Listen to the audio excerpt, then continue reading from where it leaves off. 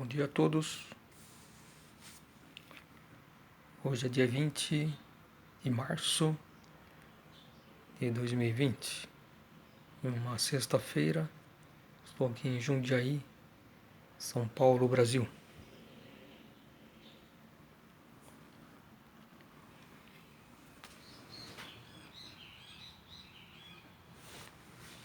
Agora são 7 horas 19 minutos. O tempo está agradável, choveu um pouco, após uns dias de calor. Agora estamos iniciando o outono aqui no hemisfério sul. Não sei se, eu acho que é dia 21, né? Acho que é amanhã que começa. Bom, no último vídeo que eu gravei, eu falei sobre a questão da suposta mensagem adulterada de Abdurkheim, que seria de 3 volumes, que algumas pessoas, né, alguns leitores, contestam que Abdurkheim que tenha feito essas alterações e dizem que a original é a de 1931, que é uma que tem 91 dissertações, enquanto a de 3 volumes reúne as dissertações posteriores de Abdurkheim, que havia escrito na Ressonâncias do Grau. Então ele fez colocou uma nova ordem nas suas dissertações, um total de 168 dissertações, sendo 34 no primeiro volume. Isso conferir exatamente.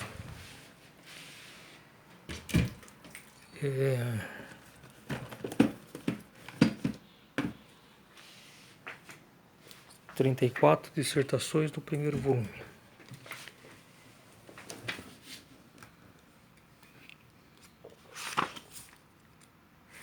No segundo volume, 71 dissertações. No terceiro, 63, dando um total de 168 dissertações. E, pelo menos pelas minhas contas, ele escreveu em vida, pelo menos as que ficou mais conhecidas, 190 dissertações. E essas 22 que sobraram, pelo menos pelas minhas contas aqui, ficou um livro chamado Exortações, que ele é comercializado apenas para as pessoas que já leram os 3 volumes. E no caso da Ordem do Grau é só para as pessoas que são seladas, né? Que esse livro é vendido. E tem um outro livro também que a Ordem do Grau editou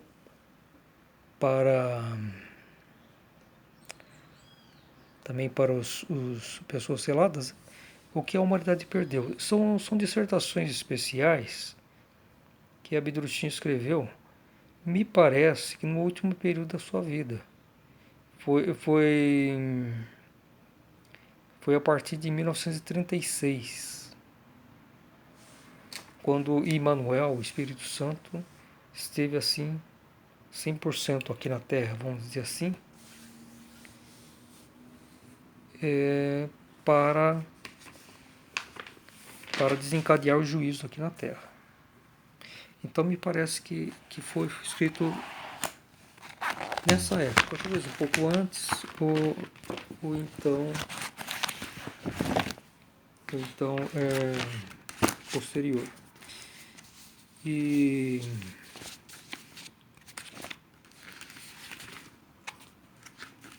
então foram publicadas.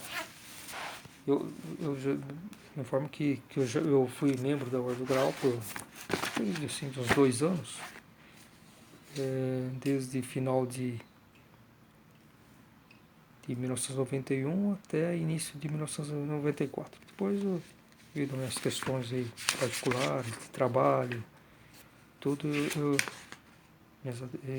acabei me distanciando, quer dizer, da instituição. Então, esses livros também eu acabei devolvendo para, depois de um tempo, eu devolvi para a organização, embora não houvesse recomendação disso, nem assim uma obrigação assim, né? Eu devolvi porque por não ser mais membro, eu cheguei à conclusão que não havia sentido eu conservar comigo algo que só é um acesso para os membros da Ordem do Grau. Posteriormente eu tive contato com a Fundação da Mensagem do Grau, que é do Movimento Internacional do Grau, no Brasil, e aí adquiri esse livro Exortações, mas é aquele que é publicado pela Fundação da Mensagem do Grau, Exortações. Bom, então esse livro então as dissertações principais de Abdurrahim, eu saiba que ele começou a escrever a partir de 1923, são em número de 190. 168, então ele reuniu nos 3 primeiros volumes, 22 ficou no livro Exortações. Esse título Exortações, não sei se foi ele que colocou, ou então as pessoas posteriores, né, após a sua morte, quando começou a ser impresso a partir de 1949, pelo Movimento Internacional do Grau, que ficou a princípio sob a liderança da viúva de Abdurrahim, Frau Maria, ou Maria Bernhardt. Eu comentei sobre essas outras dissertações que estão somente no livro O que a Humanidade Perdeu. Esse título também possivelmente foi feito colocado pela Rosela von Sass, que ela que fundou a Ordem do Grau na Terra, depois que ela, na década de 1950, final de 1950, 1960, que ela se desligou do Movimento Internacional do Grau, depois que Frau Maria saiu do comando por enfermidade, e depois ela veio falecer em 1957. Então, o filho dela, Alexander Bernhardt, o filho do primeiro casamento dela, né, que assumiu o Movimento Internacional do Grau, junto com a irmã dele, Irmingard Bernhardt. Então, o José Vossas não aceitou o comando dos filhos de Maria Bernhardt. Então, ela se separou, fundou a Ordem do Grau na Terra. Bom, enfim, essas dissertações aí que eu citei que são publicadas no livro O que a Humanidade Perdeu, eu nem recordo quantas dissertações eram, porque já faz mais de 10 anos que eu devolvi esses livros, né? Mas me parece que era coisa assim de mais ou menos 20 dissertações. E então, que eu saiba, foi a partir de 1936, quando Emmanuel veio integralmente aqui na Terra. Foi no dia 19 de 7 de 1936, por volta de 18h45, que houve uma solenidade especial em Wupperberg, um domingo em Wupperberg, por volta das 18h45. Então aqui na biografia de Abdurrahim, o editor Rubem de Oliveira Santos elaborou a biografia de Oscar Ernest Bernhardt, Abdurrahim. Então está aqui. Início do juízo final, 7º ano da transição universal. Durante uma solenidade onde só participaram altos convocados que foram convidados e 3 portadores da cruz de ouro, entre eles o Sr. Wagner, que teve início às 18 horas. Abdurrahim falou as palavras: Pai, eu te peço, deixa agora o acontecimento se desencadear sobre a terra. Com isso iniciou seu juízo. Bom, então aí está essa informação. Agora, sobre a questão da autenticidade da mensagem em 3 volumes,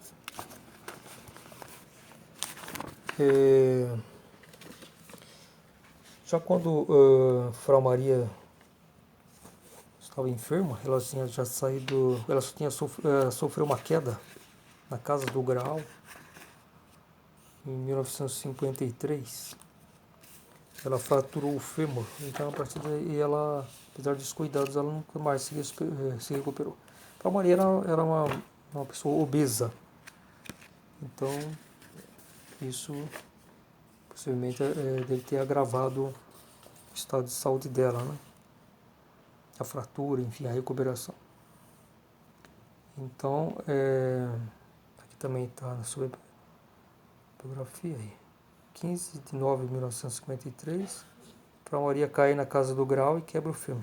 Apesar dos grandes cuidados recebidos, ela nunca mais se estabeleceu. Em abril de 1954, devido a essa enfermidade, ela transfere a direção do movimento do Grau para o Sr. Alexander Benhardt. Em 1956, a maior parte dos adeptos do Grau do Brasil, sob a liderança dos discípulos Walter Browne e Rosales von Sass, se separam do movimento internacional do Grau e futuramente fundam uma organização própria, Ordem do Grau na Terra. E em 19 de dezembro de 1957, o falecimento de Frau Maria. E assume então Alexander Bernhardt.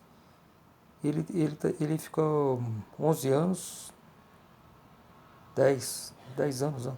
10 para 11 anos no comando. Frau Maria faleceu com 70 anos. E no dia 3 de fevereiro de 1968, depois de uma longa e difícil doença, o Sr. Alexander Benhardt falece aos 56 anos. Depois, Frau Irmingard assume a direção como sua herdeira. Frau Irmingard veio a falecer em 22 de maio de 1990, aos 81 anos.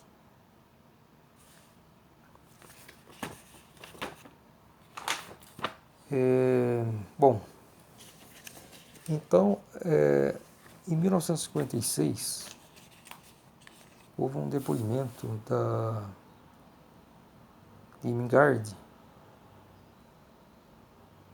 a respeito dessas alterações que foram feitas, né, por Abdrushim, antes do falecimento, para a formatação em 3 volumes. Então, olha, essas informações que eu coloquei, eu escrevi uma nota no Facebook, né? Com o título assim, no final de maio de 1941. Publiquei em 18 de dezembro de 2018. Tá? Se desejar, é só acessar. Agora, essas informações eu peguei aqui de um site europeu, tá?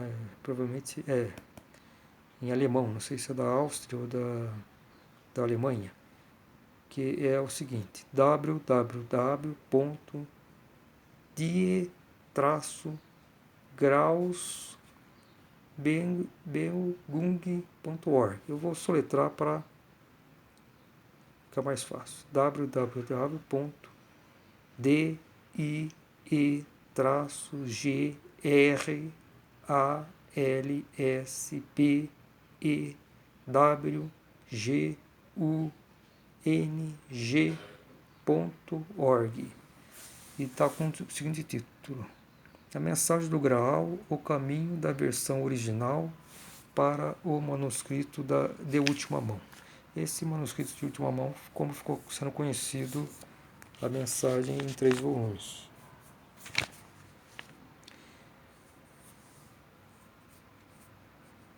Senhorita Irmingard Bernhardt, que supervisionou o trabalho de Abdrushim na adequação de sua mensagem do Graal em 3 volumes de si mesmo, declarou em 1956 no Distrito Tribunal Schwaz, no Tirol, que todas as alterações foram feitas seguindo as instruções do autor.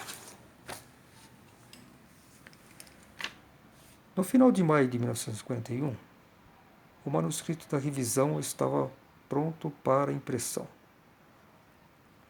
As revisões relacionavam-se às mudanças de vários tipos. Parte delas eram correção de sinais de pontuação, troca de palavras, a exclusão ou redução de frases inteiras ou parágrafos contendo uma repetição de pensamentos que já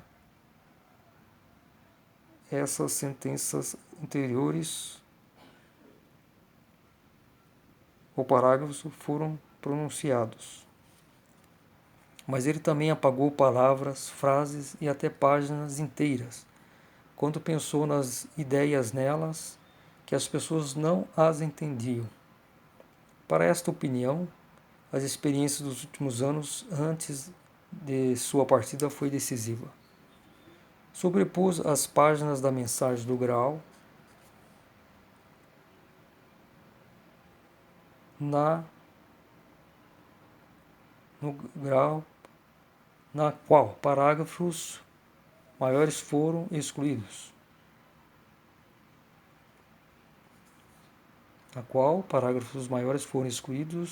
No que diz respeito às exclusões. Ou reescrevi completamente as páginas, conforme alterada com a máquina e colei nova página.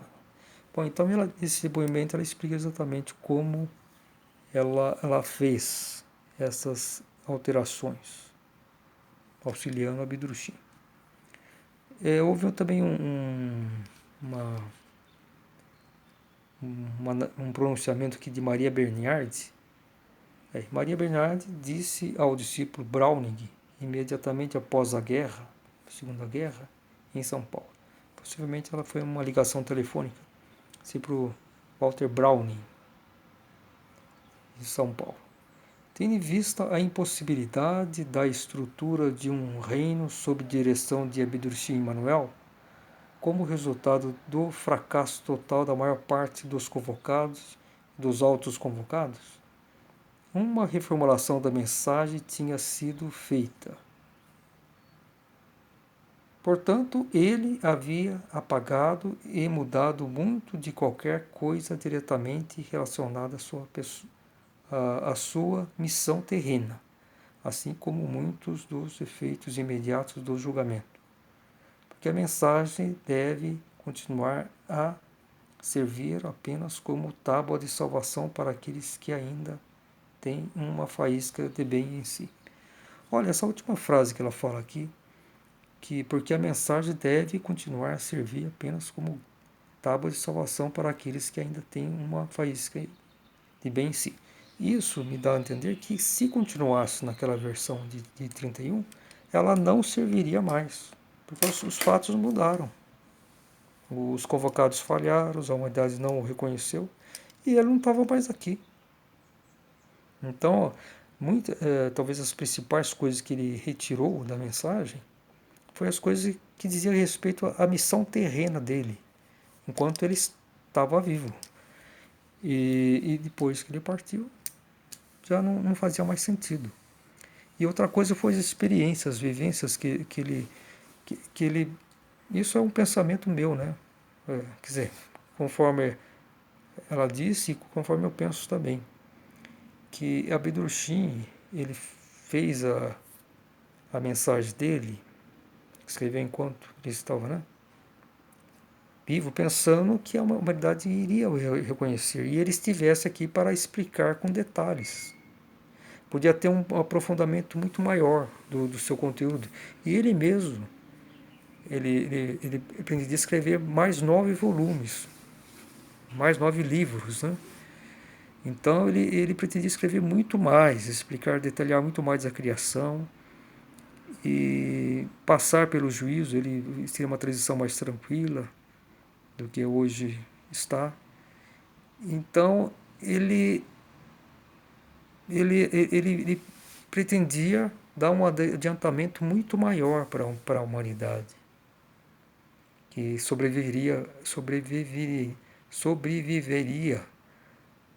ao juízo final. Mas isso não aconteceu, e ele sentiu, principalmente após a prisão dele, em 1938, enfim, 1937, que os nazistas faziam tudo que incomodava eles, o plano de expansão deles, né, do social, trabalhismo, enfim. Eles sempre colocavam aquela questão, né, que suspendiam, interditavam para a proteção do povo e do Estado.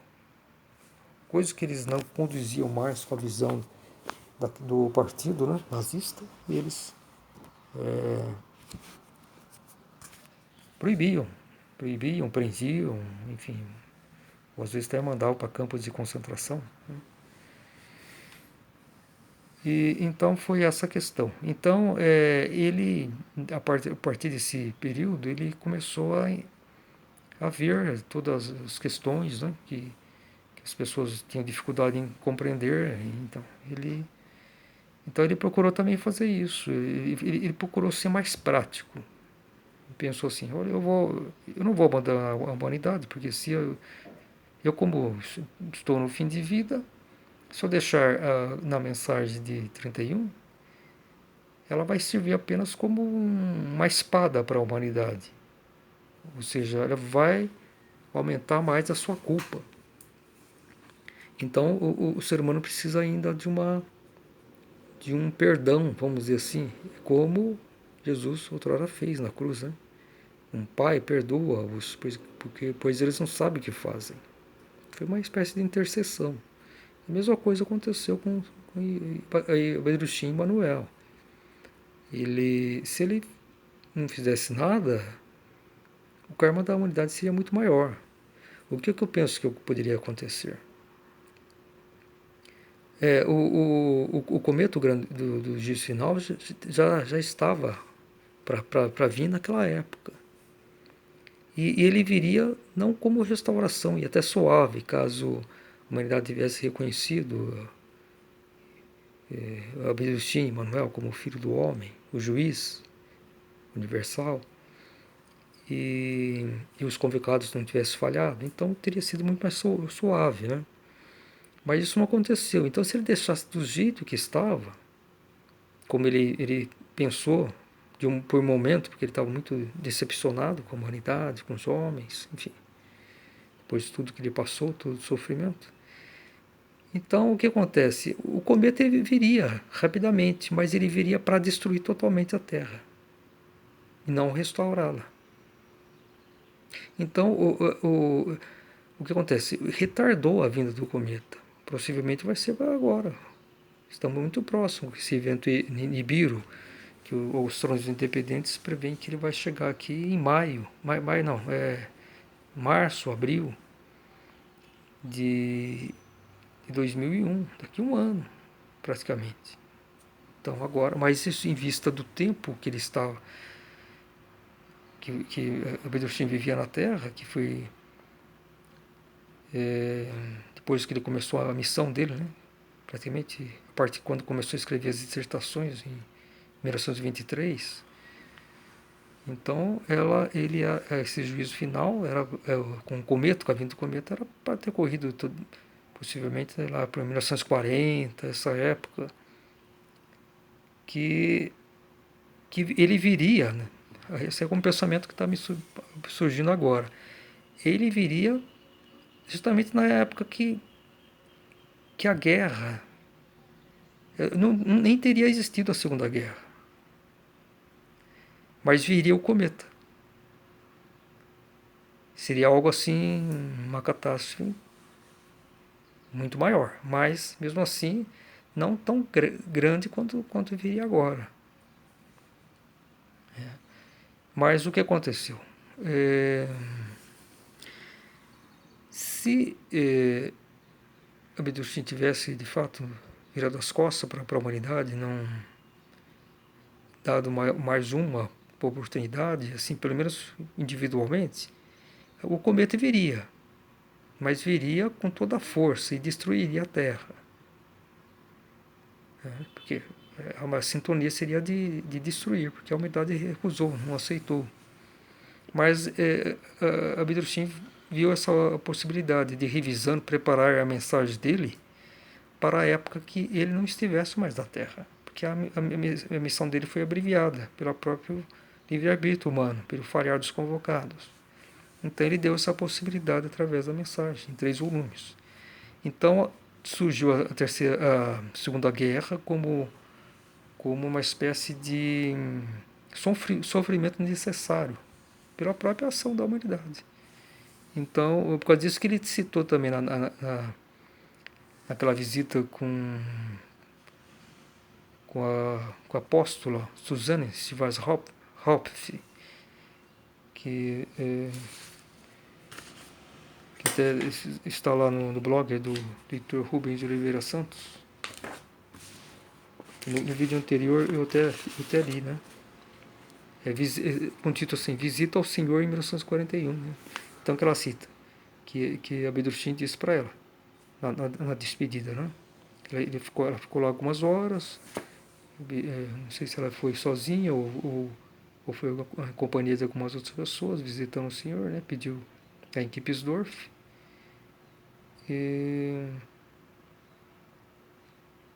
Então ele disse: diga a todos que a mensagem não deve ser agora passada adiante. Primeiro a humanidade tem de passar por um sofrimento bem maior. Então ele estava cogitando a possibilidade ainda da humanidade, ou parte dela, se salvar. Por causa disso que Suzana também disse, podíamos ver que ele continuava a formar no que diz respeito à obra, a mensagem, que ele não nos abandonara. Porque depois da prisão dele, que ele ficou sob o abrigo do discípulo Helmut Miller por 6 meses, como eu já disse, ele era um nazista e devido à influência dele, que ele conseguiu libertar o Senhor, porque senão ele possivelmente ele seria executado, ou talvez nem fosse para um campo de concentração, terminar seus dias, mas ele seria fuzilado. Acho que o método deles era fuzilamento, porque ele teve muitos ex-adeptos, fizeram reclamações, caluniaram, né, Abdurrahim. E então ele tinha, me parece, isso, um convocado, Fritz, ele também diz isso, que ele tinha 9 acusações, que ele estava lá no julgamento dele, né? Tinha 9 acusações. E a mais grave era que ele pretendia tomar o poder. Tanto é que quando as tropas, quando o nazismo anexou a Áustria em 12 de março de 1938, no mesmo dia eles foram lá, tropas nazistas. E eles perguntavam por armas, achavam que lá tinha arsenal de armas, estavam achando que Abdurrahim queria criar um movimento, a forma que eles viam de tomar o poder só com armas, mas não seria isso. O tomar o poder que Abdurrahim, que isso estava planejado, seria através do reconhecimento para com ele, que é o Filho do Homem. Então toda a humanidade ia se submeter a ele. Haveria um governo mundial que ele comandaria, como ele é o Filho do Homem, o Espírito Santo, que encarnou aqui na Terra. Então é nesse sentido que chegou aos ouvidos lá de Hitler, dos dirigentes nazistas, que ele queria tomar o poder, mas isso foi... O ser humano ele é escravo do seu raciocínio, então ele vê tudo no sentido material e não espiritual. Mas então ele seria, se não houvesse essa interferência desse discípulo, Helmut Miller, Shira Roth, que ele era nazista, ele fazia parte Partido Nazista. Mas ele estava um pouco fora, porque ele mesmo, muitas pessoas de boa vontade na Alemanha se aderiram no início ao Partido Nazista, porque queriam uma reformulação. A própria missão de Hitler era fazer uma limpeza severa no povo alemão para preparar para receber a mensagem do Graal, o Senhor. Só que ele deturpou, passou para ser começou a perseguir os judeus, as minorias. Então ele se via, né? Possivelmente ele se via como Pársifo das lendas, né? O rei dos reis, enfim. Ele estava se achando o tolo puro, né? Que, que chega na Terra para uma grande missão, mas ele é incompreendido. Então ele se via, pelo visto, como esse personagem. E o Hitler certamente era um convocado. Ele era convocado para, como muitos, né? Para purificar o povo alemão. Mas ele como os outros, como Gandhi também, que eram convocados, Nehru, muitos outros, né, de outras nações, eram convocados, mas tem que purificar o povo, mas reconhecer o, o, o Filho do Homem. Mas todos ficaram com projetos próprios, né, pessoais, de nação, coisas tudo terrenas. Né, e aí quase isso que falharam. Enfim, então é essa a questão. Então, a mensagem em 3 volumes foi justamente para isso, para possibilitar essa última oportunidade. E não era mais para a humanidade, é individualmente quem ia conhecer a mensagem. Em resumo, é isso. Quem quiser ler um pouco mais, essa nota que eu publiquei no Facebook, com o título No Final de Maio de 1941, eu faço também uma reflexão. Eu publiquei em 18 de dezembro de 2018. Então é isso. Fiquem na paz, fiquem na luz.